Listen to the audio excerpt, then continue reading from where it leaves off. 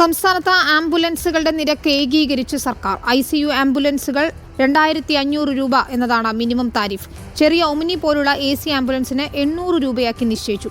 Ambulance ഡ്രൈവർമാർക്ക് പ്രത്യേക പരിശീലനം നൽകും. ഇതോടെ ഇന്ത്യയിൽ ആദ്യമായി ആംബുലൻസുകൾക്ക് താരിഫ് ഏർപ്പെടുത്തുന്ന സംസ്ഥാനമായി കേരളം മാറി. സ്വകാര്യ ആംബുലൻസുകൾ തോന്നുംപടി നിരക്ക് ഈടാക്കുന്നുവെന്ന ആക്ഷേപം വ്യാപകമായതോടെയാണ് സർക്കാർ തീരുമാനം.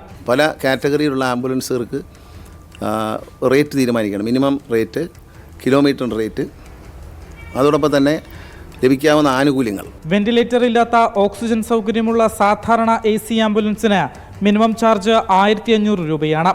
കിലോമീറ്ററിന് 40 രൂപയും വെയിറ്റിംഗ് ചാർജ് 200 രൂപയും വീതമായിരിക്കും.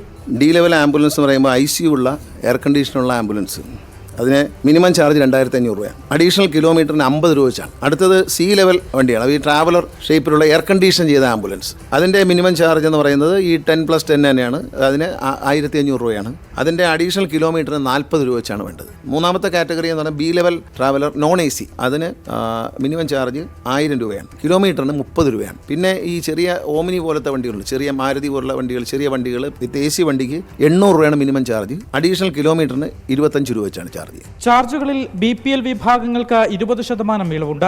ക്യാൻസർ രോഗികൾക്കും 12 വയസ്സിൽ താഴെയുള്ള കുട്ടികൾക്ക് കിലോമീറ്റർ 2 രൂപ വീതവും നിരക്കുകളിൽ ഇളവ് ലഭിക്കും. BPL വിഭാഗത്തിൽപ്പെട്ട ആളുകൾ ഉപയോഗിക്കുകയാണെങ്കിൽ ഒരു BPL കാർഡ് ഉണ്ടാവുമല്ലോ, അവരത് കാണിച്ചു കഴിഞ്ഞാൽ വണ്ടിയിൽ 20% ടോട്ടൽ തുകയിൽ 20% കുറവ് ചെയ്ത് കൊടുക്കും.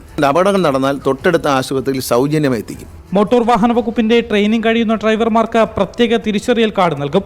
കൂടാതെ ആംബുലൻസ് ഡ്രൈവർമാർക്ക് യൂണിഫോം ഏർപ്പെടുത്താനും തീരുമാനമായി. നേവി ബ്ലൂ ഷർട്ടും ബ്ലാക്ക് പാൻറ്റുമായിരിക്കും യൂണിഫോം. റിപ്പോർട്ടർ, തിരുവനന്തപുരം.